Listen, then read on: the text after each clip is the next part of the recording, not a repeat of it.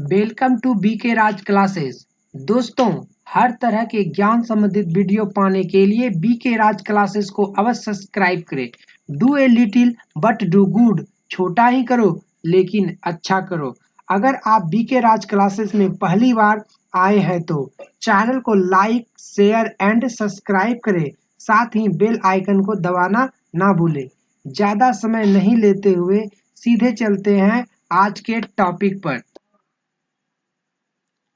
आज का टॉपिक है क्लास 10th प्रश्नावली 1.3 और प्रश्न संख्या 1। प्रश्न संख्या 1 में क्या प्रश्न है, चलिए उसको देखते हैं। प्रश्न संख्या 1, सिद्ध कीजिए कि √5 एक अपरिमेय संख्या है।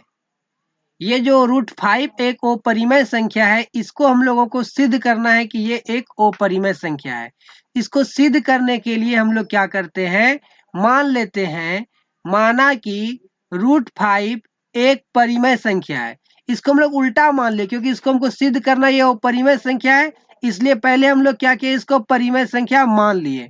इसलिए अगर इसको ये अगर परिमेय संख्या है तो परिमेय संख्या बराबर क्या होता है, तो √5 बराबर हम लोग क्या किए, p/q, क्योंकि परिमेय संख्या जो होता है वो p/q के रूप में होता है, जहां p और q का एक के अतिरिक्त कोई दूसरा उभयनिष्ठ गुणनखंड नहीं है।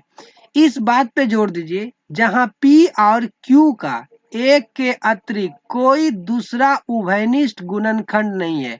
इसका कहने का मतलब है कि जो p और q जो है उसका एक के अलावा कोई दूसरा गुणनखंड नहीं है। अगर हम लोग सिद्ध कर देंगे कि p और q का एक के अतिरिक्त कोई दूसरा गुणनखंड भी है तो ऑटोमेटिक ये जो है कि ये सिद्ध जाएगा कि ये p/q एक परिमेय संख्या नहीं है। तो जब ये परिमेय संख्या नहीं है तो इसके बराबर जो संख्या होगा वो भी एक परिमेय संख्या नहीं होगा, तो लास्ट में ये सिद्ध हो जाएगा अपरिमेय संख्या है। और जहां q ≠ 0, दोनों तरफ वर्ग करने पर √5² बराबर p/q का होल स्क्वायर। देखिए यहाँ क्या लिखे, दोनों तरफ वर्ग करने पर, तो ये इधर √5 पे भी वर्ग करेंगे और p/q² पे भी, p/q पर भी वर्ग करेंगे। देखिए दोनों पे वर्ग किए तो क्या होगा, √5 का अगर हम लोग वर्ग किए हैं तो √5 को देखिए यहाँ थोड़ा सा इधर देखिए, यहाँ √5 पे अगर स्क्वायर है तो इसको 2 बार लिखेंगे, √5 गुना √5, और √5 को गुना करेंगे तो √25 हो जाएगा, 25 का वर्गमूल 5 निकलेगा। तो देखिए यहाँ पे इसलिए इसको क्या लिखे, 5, और p²/q², तो p का स्क्वायर हो गया अब बट्टे q का स्क्वायर हो गया। देख लीजिए इसको। उसके बाद देखिए 5 के नीचे कुछ नहीं है तो 1 है, 1 गुना अगर p² कर दे और q² को 5 से गुना कर दे, मतलब तिराकोनी हम लोग इसको गुना कर रहे हैं, तो p² गुना 1 तो p² हो गया, 5 गुना q² तो 5 q² हो गया। और इसको हम लोग मान लिए समीकरण 1, इसको समीकरण 1 मान लिए। उसके बाद देखिए क्या किए हैं, चूंकि p² 5 से विभाजित है, देखिए ये p² जो है अगर इससे हम लोग भाग दे 5 से तो क्या होगा, 5 से इसमें भाग लगेगा, मतलब p² 5 से विभाजित है, p² 5 से विभाजित है, इसलिए p भी 5 से विभाजित होगा परिमेय 1.3 से। देखिए यहाँ इसका कहने का मतलब है, अगर p² को 5 से भाग लग रहा है तो p में भी 5 से भाग लगेगा। उसके बाद फिर क्या किए, ये p² में 5 से भाग लगेगा तो हम लोग पहले क्या कहते हैं कि p और q का एक के अतिरिक्त कोई दूसरा उभयनिष्ठ गुणनखंड नहीं है, लेकिन यहाँ p का एक दूसरा उभयनिष्ठ गुणनखंड क्या हो गया, 5 हो गया।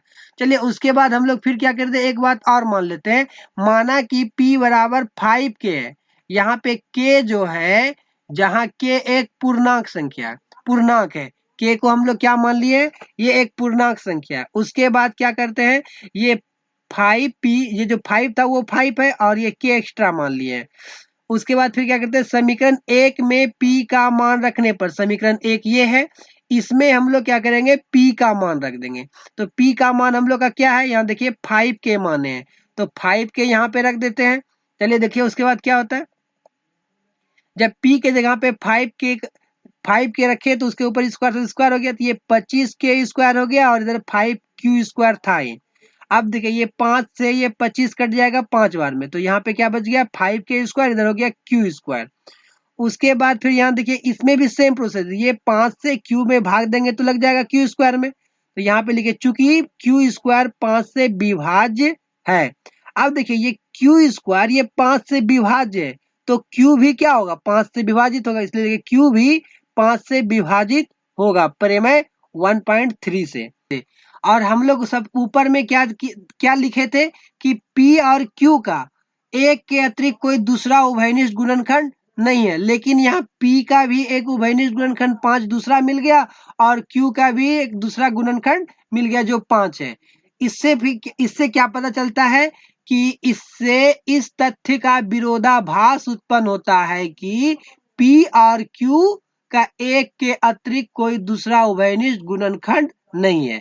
ये बात देखिए ऊपर में हम लोग जो लिखे थे उसी के आधार पे बोल रहे हैं कि P और Q का एक के अतिरिक्त कोई दूसरा गुणनखंड नहीं है, लेकिन यहाँ तो P और Q का 5 गुणनखंड हो गया, इसलिए यहाँ पे लिखते हैं इससे इस तथ्य का विरोधाभास उत्पन्न होता है कि P और Q का एक के अतिरिक्त कोई उभयनिष्ठ गुणनखंड नहीं है। इस बात का तो विरोधाभास उत्पन्न हो गया, अतः हमारी मान्यता गलत थी। हम लोग जो पहले माने थे कि P बटे Q एक परिमेय संख्या है और जहां P और Q का एक के अतिरिक्त कोई दूसरा गुणनखंड नहीं था, तो ये जो हम लोग माने थे वो गलत हो गया, इसलिए हमारी मान्यता गलत थी, इसलिए √5 एक अपरिमेय संख्या है।